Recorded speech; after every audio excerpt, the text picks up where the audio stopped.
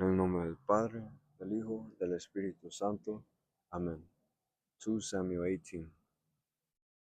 Absalom unexpectedly came up against David's servants. He was mounted on a mule, and as the mule passed under the branches of a large terebinth, his hair caught fast in the tree. He hung between heaven and earth while the mule he had been riding ran off. Someone saw this and reported to Joab that he had seen Absalom hanging from a terebinth, and taking 3 pikes in hand, he thrust for the heart of Absalom, still hanging from the tree alive. Now David was sitting between the 2 gates, and a lookout went up to the roof of the gate above the city wall, where he looked about and saw a man running all alone. The lookout shouted to inform the king, who said, "If he is alone, he has good news to report." The king said, "Step aside and remain in attendance here." So he stepped aside and remained there. When the Cushite messenger came in, he said, "Let my lord the king receive the good news that this day the Lord has taken your part, freeing you from the grasp of all who rebelled against you." But the king asked the Cushite, "Is young Absalom safe?" The Cushite replied, "May the enemies of my lord the king and all who rebel against you with evil intent be as that young man." The king was shaken and went up to the room over the city gate to weep. He said as he wept, "My son Absalom, my son Absalom, if only I had died instead of you. Absalom, my son, my son."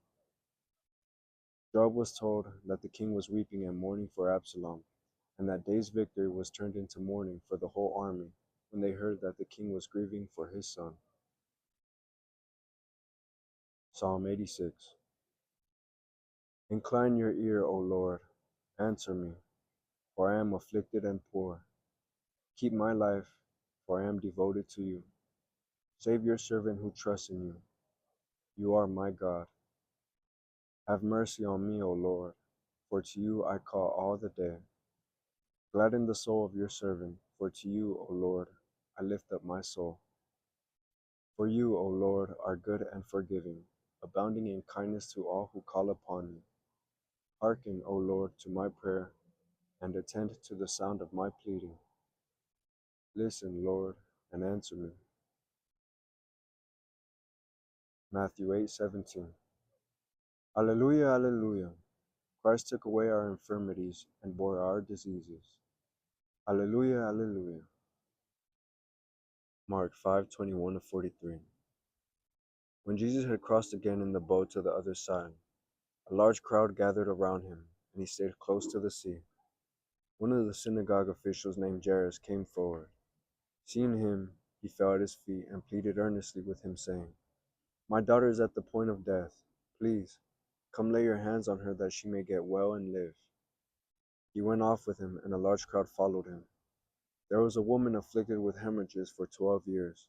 She had suffered greatly at the hands of many doctors and had spent all that she had. Yet she was not helped, but only grew worse.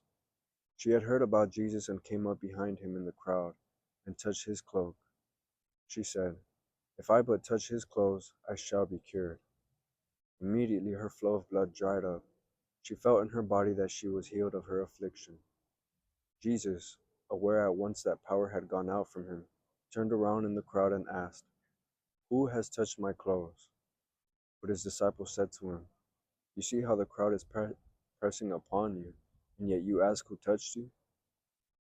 And he looked around to see who had done it.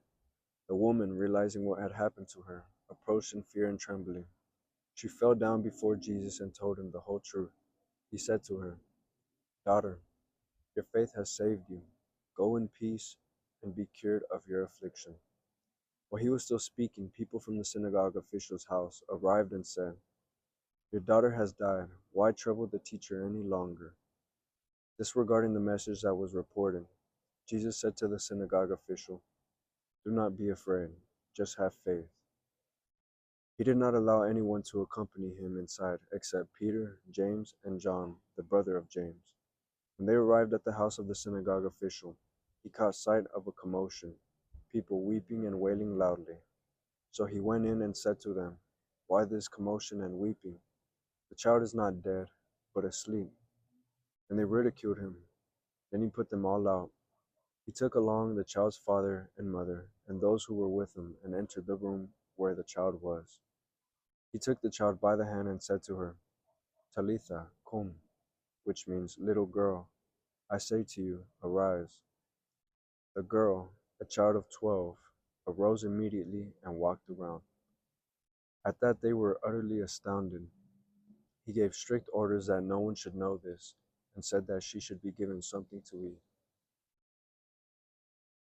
En el nombre del Padre, del Hijo, del Espíritu Santo. Amén.